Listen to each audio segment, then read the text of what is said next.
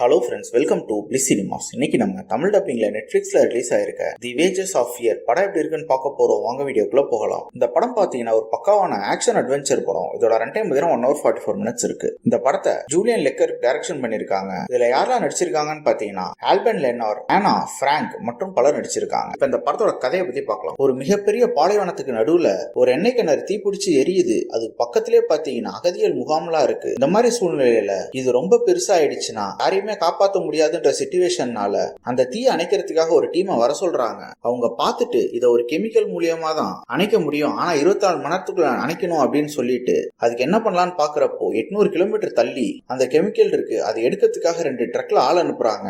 அவங்க அந்த கெமிக்கலை கரெக்டா எடுத்துட்டு வந்தாங்களா, வந்து இந்த எண்ணெய் கிணறு தீ விபத்தை தடுத்தாங்களா இல்லையா அப்படின்றது தான் இந்த படத்தோட மீதி கதையே. இப்ப இந்த படத்தோட பாசிட்டிவ் நெகட்டிவ் பத்தி பார்க்கலாம். இந்த படத்தோட பாசிட்டிவ் பாத்தீங்கன்னா தமிழ் டப்பிங் ரொம்ப நீட்டா லிப்சிங் கூட பண்ணி கொடுத்திருக்காங்க.